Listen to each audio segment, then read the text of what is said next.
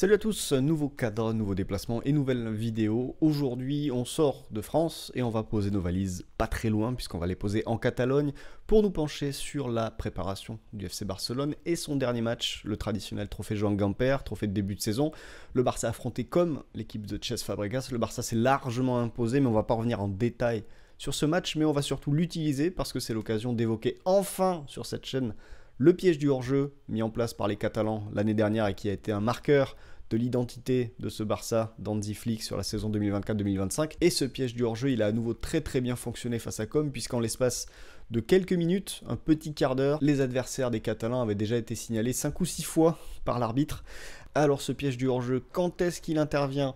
Comment ça marche? Quels sont les joueurs importants? Quelles sont les vulnérabilités?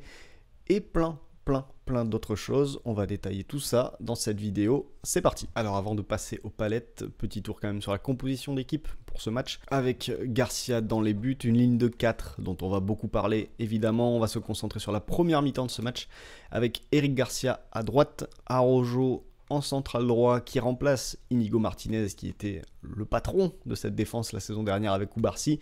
Inigo Martinez qui est parti du côté de l'Arabie Saoudite. Et donc c'est Araujo qui a eu sa chance sur cette première mi-temps, aligné donc aux côtés de l'inamovible déjà Pau Cubarsí et à gauche Alejandro Balde, évidemment le latéral. Au milieu de terrain ensuite on retrouvait Frenkie de Jong et Pedri, juste derrière Fermín López qui évoluait derrière l'attaquant, nouvel attaquant Marcus Rashford. Et enfin sur les côtés, évidemment, ailier droit Lamine Yamal, ailier gauche Rafinha. Bref, le 4-3-3, 4-2-3-1 habituel de Hansi Flick. Et on ne va pas perdre de temps dans cette analyse puisque dès le coup d'envoi, dès la première séquence du match, ça a été l'occasion de voir le Barça poser son piège du hors-jeu et de voir ce dernier fonctionner. Donc c'est parti, coup d'envoi donc pour Com. Et des Catalans qui sortent au pressing, un pressing qui d'ailleurs ne va pas très bien fonctionner là-dessus, avec des joueurs comme Fermín et Yamal qui sont entre deux et qui vont se faire surprendre, et un Frenkie de Jong un peu loin de son vis-à-vis. Toujours est-il que on avance, la ligne de défense ainsi se retrouve exposée, et c'est là que le piège du hors-jeu va intervenir. Il va intervenir une première fois ici, avec Cubarsí, qui met hors-jeu l'avant-centre de Com, et ensuite il va intervenir un peu plus loin, après la transition défensive, lorsque Araujo ici s'arrête et met son adversaire direct, le numéro 11 de Com, en position de hors-jeu. Bon, ça c'est à vitesse réelle, mais maintenant on va voir comment ça se passe en remontant et on va rentrer dans le détail. Ici, avec le premier détail, c'est le choix de Cubarsí de mettre l'attaquant hors-jeu. Là ici, vous voyez, Cubarsí, il est en surveillance en cas d'appel en profondeur. Qu'est-ce qui fait? Quel est le repère qui fait que Cubarsí va faire son petit saut vers l'avant, son petit pas vers l'avant pour le mettre en position de hors-jeu? Et bien son repère, ça va être la prochaine touche de balle ici de l'attaquant adverse. Puisque à partir du moment où l'attaquant a fait une touche de balle, il ne peut pas enchaîner tout de suite avec une passe. Donc ça ouvre un petit laps de temps à Cubarsí pour faire son saut vers l'avant. Vous allez voir, on avance un petit peu. Voilà la touche de balle. Cubarsí a vu la touche de balle. Regardez la réaction de Cubarsí. Il plante son pied et il va remonter et ainsi mettre l'avant-centre en position de hors-jeu. Et la suite, c'est le reste de la ligne défensive qui va se mettre au diapason des deux défenseurs centraux. Vous voyez Cubarsí, vous voyez Araujo qui sont alignés. Araujo recule un petit peu trop à nouveau, mais tout le monde va se mettre sur la même ligne, avec les deux latéraux, comme vous le voyez, qui sont toujours un cran plus haut que les centraux. Ce qui fait que même au moment du renversement de jeu à l'opposé, je suppose que l'ailier droit, qui n'a pas été signalé là-dessus, est en position de hors-jeu sur cette séquence. La balle part. Et là, évidemment, transition défensive, danger. Donc là, toute la ligne défensive, on est en sprint et on doit revenir le plus rapidement possible, évidemment, dans la surface de réparation. Et ce qui est intéressant ici à la fin, ça va être le comportement de Araujo par rapport à Balde, qui évidemment décide pour l'instant avec le ballon aussi, mais peut décider à un moment donné de la ligne de hors-jeu, puisque pour l'instant il est derrière. Là, ça y est, maintenant, c'est Balde qui décide de la ligne de hors-jeu. Et regardez ce que va faire Araujo. Plutôt que de suivre son adversaire jusqu'au bout, lui aussi, un peu comme Cubarsí tout à l'heure, avec le repère du latéral, il va planter ses appuis là où Balde va planter les siens, c'est-à-dire Ici, Baldé a planté ses appuis. Là, regardez Araujo. Regardez où est-ce qu'il plante les siens. Ensuite, c'est la physique et l'inertie qui fait qu'il va un petit peu plus loin. Mais en réalité, ça suffit. Il a planté ses appuis au bon endroit. Il ne rentre pas dans les 6 mètres. Et au moment de la frappe, le numéro 11 de Com est hors jeu. Et le piège a marché pour la première fois de la partie. Et puisqu'on est lancé, on enchaîne avec une nouvelle série où on va d'abord faire à vitesse réelle. Le Barça est au pressing. Ça va à nouveau être une séquence de pressing déjouée par les joueurs de Com. Vous voyez la ligne défensive avec Cubarsí qui est sorti et Araujo qui est à proximité. On continue. Cubarsí va se replacer dans la ligne défensive. La balle va partir sur le côté. Et c'est maintenant que ça va se jouer alors que le porteur reçoit la balle. Vous voyez que Cubarsí est déjà en position et est déjà prêt à faire son petit saut vers l'avant pour mettre ce joueur-là en position de hors-jeu. Ici, le concept est simple. Cubarsí, il voit le ballon, il voit son coéquipier, Baldé, il voit l'adversaire dans la zone. Et l'objectif de Cubarsí, évidemment, c'est de mettre cet adversaire-là hors-jeu, sachant que sa marge de manœuvre, c'est entre sa position et celle de Baldé.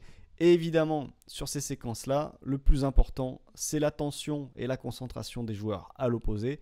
Concentration pour Araujo. Concentration, même si il a de l'avance ici, pour Eric Garcia, dont le boulot évidemment n'est pas d'être plus bas que leurs deux partenaires de la défense centrale côté ballon. On continue et à ce moment-là, évidemment, vous voyez hors-jeu ici, hors-jeu là et hors-jeu donc et récupération de balle pour le Barça. On continue, nouvelle séquence, on est un peu plus loin dans le match. 9e minute de jeu, le Barça toujours au pressing qui va être déjoué. Et là, cet adversaire qui va se retourner et faire cette fameuse touche de balle qui va à nouveau être le moment clé pour Cubarsí pour faire son petit saut vers l'avant. On va le voir ici, le porteur de balle se retourne, il pousse la balle et c'est au moment où il pousse la balle que vous voyez Cubarsí change ses appuis et va s'arrêter dans sa course pour mettre l'avant-centre hors jeu. Ensuite, l'action se poursuit. Et cette fois-ci, on va avoir un Araujo pas très attentif. Vous voyez que c'est Araujo qui est plus bas que les autres et qui du coup couvrirait l'avant-centre. Mais le fait que Cubarsí fasse ce petit pas vers l'avant, ça a perturbé le porteur de balle qui s'est dit qu'il ne pouvait plus la donner à lui et qui du coup va changer probablement de décision pour donner un mauvais ballon dans le dos de son ailier droit. Ballon qui va arriver tout de même. Et là, on entre dans la deuxième séquence de cet extrait, avec la balle qui part sur le côté. Baldé qui va être le nouveau point de référence pour toute la ligne. Et Baldé, vous voyez, qui va cadrer. Cubarsí qui s'aligne avec Baldé. Là, cette fois-ci, Araujo qui s'aligne bien.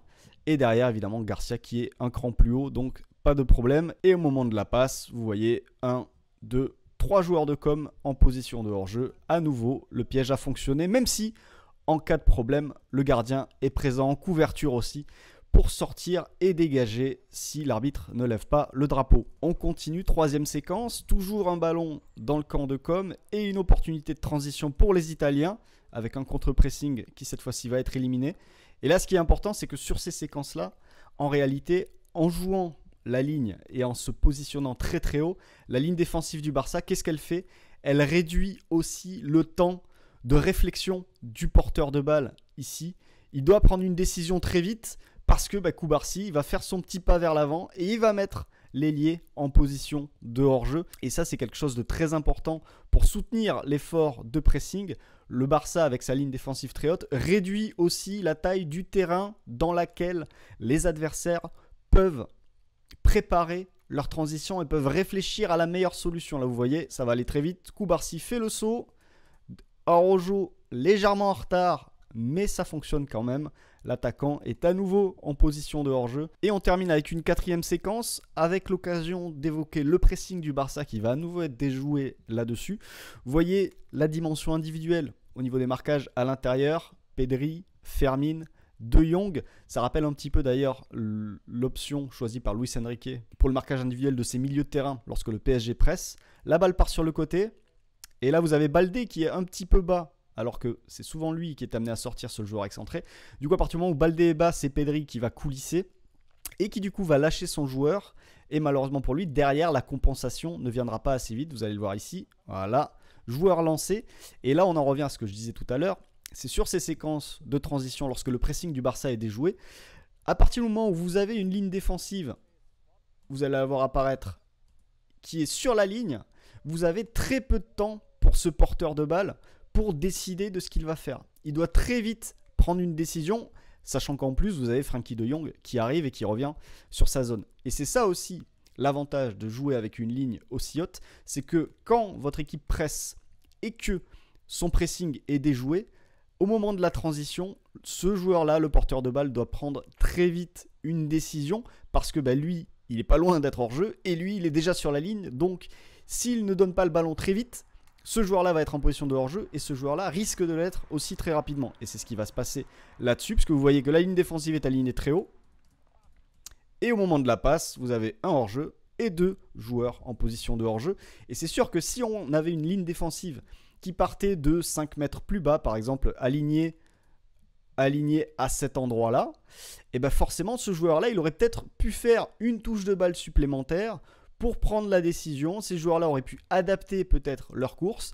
Et forcément, la grande difficulté quand vous affrontez le Barça, c'est que lorsque vous avez des transitions défensives à jouer, le fait que la ligne défensive se positionne très haut réduit forcément votre terrain de jeu pour développer cette transition et réduit le temps du porteur de balle pour faire cette première passe vers l'avant, qui est souvent la passe la plus importante parce qu'elle permet de déclencher tout le mouvement. C'est que sur les séquences de transition, la ligne défensive très haute positionnée à la médiane réduit forcément le temps d'exécution, le temps de prise de décision du porteur de balle, c'est-à-dire qu'il doit lever la tête, prendre la bonne décision, l'exécuter proprement dans la course, etc.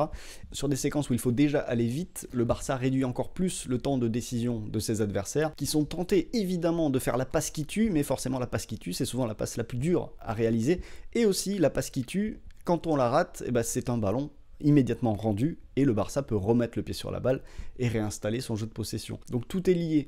Vous avez le pressing, la ligne défensive qui soutient ce pressing et qui incite les adversaires à jouer vite et donc à rendre le ballon au Barça. Soit en ayant une occasion, ça arrive, évidemment, le Barça a beaucoup concédé de grosses occasions la saison dernière, mais ça provoque aussi énormément de ballons rendus et donc le Barça qui peut repartir et redévelopper son jeu, remettre le pied sur le ballon. Et c'est aussi pour ça que le Barça de Flick a retrouvé une possession énorme la saison dernière par rapport aux saisons précédentes. Et là, on va voir par exemple une séquence où justement le porteur de balle adverse n'a pas réussi à prendre la décision assez vite.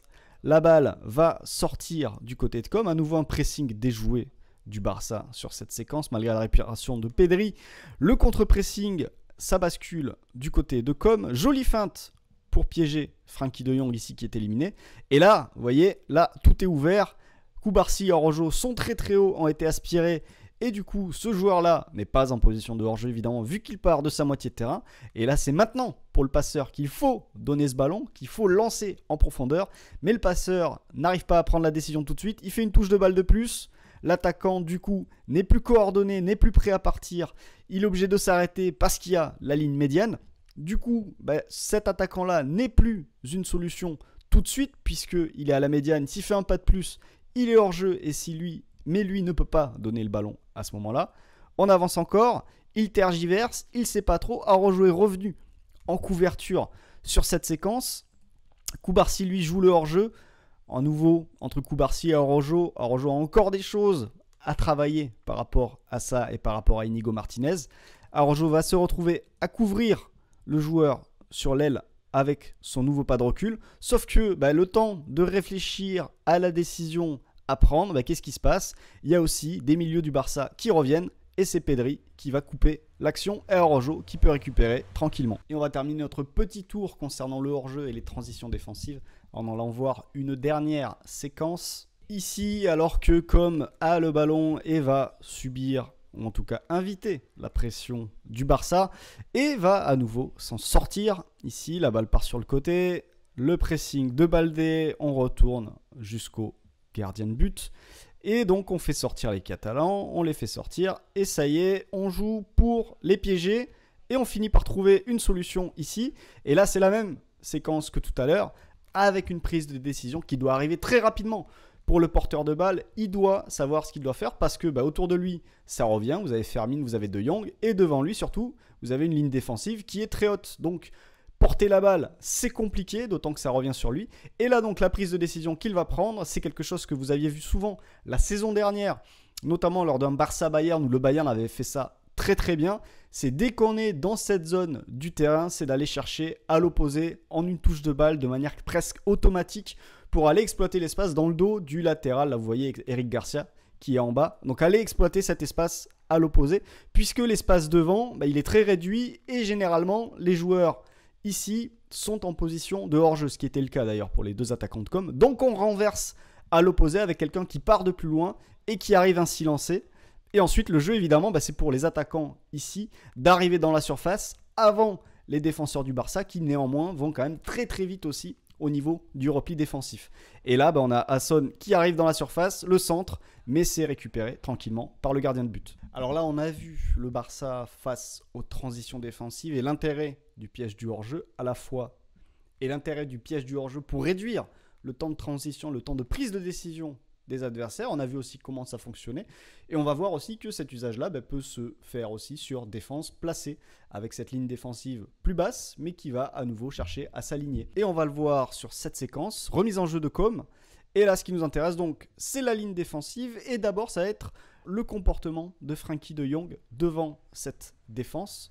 Puisque Frenkie de Jong, qu'est-ce qu'il va faire? Au moment de cette passe latérale, il va se retourner et il va inciter Araujo à remonter, puisque passe latérale ici, c'est une opportunité pour la ligne de défense de remonter, et ce qui permet à tout le bloc derrière de remonter.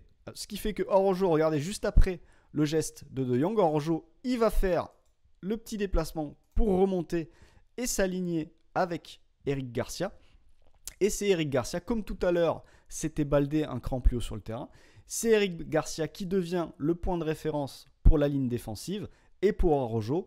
Ensuite, Cubarsí se positionne par rapport à Araujo et Baldé se positionne par rapport à Cubarsí. Si vous êtes fan de chiens, il y a des vidéos de Border Collie qui font un petit peu la même chose. Et on va le voir justement sur cette séquence avec un Eric Garcia très très agressif quand même sur le porteur de balle. Et derrière lui, donc la ligne défensive qui est prête à réagir. Alors pas tout à fait alignée, comme je l'ai dit, Garcia très agressif, il est sorti de la ligne, mais la défense va se repositionner. Voilà, ça y est, nous y sommes. Garcia donc, et comme je le disais, Araujo positionné par rapport à Garcia en surveillance. Et derrière Cubarsí par rapport à Araujo et Baldé par rapport à Cubarsí. Et Cubarsí qui fait bien attention à respecter et à ne pas être derrière la ligne de hors-jeu, marquée à ce moment-là par Araujo évidemment. On continue cette séquence. Bon, malheureusement, là, Cubarsí et Baldé ont un petit peu trop mordu dans la feinte du porteur de balle, qui n'en profite toutefois pas pour libérer son ballon. Donc, la ligne peut se reformer, tout le monde peut se repositionner. Comme vous le voyez ici, ça y est, l'alignement est parfait. Et là, on va avancer. On va avancer sur le porteur de balle qui recule. Et donc, la ligne avance. Elle avance un petit peu. Elle va avancer encore un petit peu. Encore un petit peu. On mord un petit peu quand même encore dans les feintes. Mais comme on lâche pas la balle côté porteur, eh bien, pas de problème, on peut mordre dans les feintes et se replacer.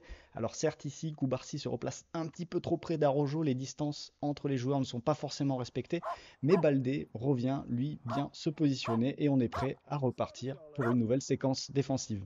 La balle part sur le côté, et là, regardez bien ce que va faire Araujo par rapport à Garcia. Il s'en fiche de ce joueur-là qui fait l'appel de balle.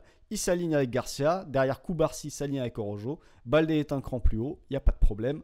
Et au moment de la passe, la position de hors-jeu est évidente et va être signalée. Et on va le voir sur le ralenti. Le seul moyen pour piéger cet alignement du Barça, ce serait pour le numéro 90 qui reçoit ici de jouer en une touche de balle. Là, peut-être qu'en jouant en une touche, peut-être que le hors-jeu n'aurait pas été signalé, encore j'ai un doute, mais on en revient à ce que je disais tout à l'heure sur le fait que cet alignement défensif accélère tout ce que doit faire l'adversaire, accélère les prises de décision, accélère l'exécution technique, oblige à anticiper, et c'est peut-être aussi pour ça que la saison dernière, il y a beaucoup d'adversaires du Barça qui ont donné l'impression de répéter des circuits préparés pour faire face à cet adversaire-là très spécifique, parce que comme on l'a vu, dès qu'il s'agit d'improviser, il faut aller très vite dans la tête et très vite dans les jambes pour réussir face à cet adversaire-là. Alors évidemment, le Barça n'est pas non plus invulnérable défensivement, j'en ai déjà parlé, ils ont concédé beaucoup la saison dernière pour une équipe avec une forte possession de balle. Les clubs qui ont mis en difficulté ce Barça-là l'ont mis en difficulté notamment grâce à des courses venues du deuxième rideau, c'est-à-dire que les attaquants se retrouvent en position de hors-jeu, mais des joueurs qui partent de plus loin peuvent arriver lancés et poser des problèmes forcément à la ligne défensive. Une ligne défensive qui remonte et donc qui contrôle les courses. Si la ligne défensive est chargée de s'aligner, elle ne peut pas non plus gérer les courses qui arrivent de plus loin. Et c'est là qu'entrent en scène d'autres joueurs, en l'occurrence les milieux de terrain, les Pedri, les De Jong, les Fermin. Ce sont ces joueurs-là qui sont très importants dans le contrôle des courses qui arrivent de plus loin. Et il y a quelques exemples à voir dans ce match face à Com. Premier exemple du coup sur cette remise en jeu ici. Vous voyez Araujo au contact de son vis-à-vis, derrière Cubarsí qui s'aligne avec Garcia. Et donc, ici, vous voyez que Cubarsí remonte. Et du coup, à partir du moment où Cubarsí remonte, Cubarsí, il ne va pas aller couvrir, il est trop loin pour couvrir son partenaire de la défense centrale. Et donc, qui va faire cet effort-là? C'est Fermin, ici, qui va faire une course et qui a ce dynamisme pour vite revenir sur ses vis-à-vis, sur les premiers mètres et rattraper la situation. Autre séquence ici, le Barça en train de transitionner défensivement. La balle arrive dans la zone axiale et là, regardez l'effort que va faire Fermin qui va en plus couvrir à l'opposé le fait que Lamine Yamal ne revienne pas défendre pour être une menace évidemment sur les transitions. Regardez l'effort sur cette séquence de Fermin que je trouve assez impressionnant parce qu'il sait, il revient d'abord sur le porteur de balle, mais là il prend l'info et il voit ce joueur-là qui va venir dédoubler et créer un 2 contre 1 face à Garcia. Regardez l'effort de Fermin pour aller contrôler cette course-là et regardez surtout le deuxième effort qu'il va faire. C'est au moment où ce joueur-là, parce que là Fermin anticipe évidemment la petite passe en profondeur pour le joueur lancé. Regardez là, ce joueur va faire son crochet à l'intérieur. Du coup, qu'est-ce qui se passe? Ce joueur-là n'est plus une solution. Et regardez le temps de réaction de Fermin ici. Hop, il arrête sa course et il se retrouve face à l'adversaire. Et là, finalement, c'est un tir qui est facilement contrôlé par le gardien de but. Et enfin, troisième séquence ici. Cette fois-ci, c'est Pedri qu'il faut regarder. Puisque là, vous voyez une défense qui cherche à s'aligner. Là, il y a une course à contrôler. Mais Cubarsí ne cherche pas à contrôler la course. Du coup, qui contrôle la course? Qui est responsabilisé pour ça? C'est Pedri qui va faire l'effort. Alors que Cubarsí, lui, va suivre dans l'axe. C'est Pedri qui revient et qui empêche le joueur de progresser. Même si ça termine sur un tir cadré, pas dangereux. On a un retour très important des milieux de terrain. Et là, je fais le lien avec une vidéo que j'avais sortie la saison dernière en parlant de l'Olympique de Marseille et qui mettait l'accent justement sur le problème de contrôle des courses des milieux de terrain par rapport à une défense qui cherche à s'aligner. Si vous n'avez pas des milieux dynamiques pour gérer les courses qui viennent de plus loin, c'est très très difficile pour une ligne défensive de jouer l'alignement comme peut le faire le Barça ou comme peut tenter de le faire l'Olympique de Marseille. Voilà donc pour cette petite vidéo consacrée au piège du hors-jeu du FC Barcelone de Hansi Flick. Évidemment, il y a des vulnérabilités que je n'ai pas pu montrer parce que Com ne les a pas forcément exposées durant cette première heure de jeu. L'idée, c'était de montrer un petit peu comment ça fonctionne et comment le Barça repart, semble-t-il, sur une nouvelle saison avec cette arme, malgré le départ d'Inigo Martinez. Donc, à suivre notamment, est-ce que Araujo va réellement s'adapter à 100% à ce projet-là? Est-ce qu'un autre défenseur central va faire son trou aux côtés de Cubarsí? Est-ce que d'autres équipes vont réussir à trouver des solutions face à cette façon de défendre si spécifique? Et bien, on espère avoir l'occasion d'évoquer tout ça au cours de la saison. Si vous avez aimé cette vidéo, n'hésitez pas à poser un like, à commenter, à vous abonner à la chaîne, à activer la cloche. Vous connaissez tout ça, ça m'aide beaucoup. Et surtout, ça me donne envie de continuer à produire du contenu pour vous. Alors abonnez-vous et moi, je vous dis à bientôt pour une prochaine vidéo. Salut!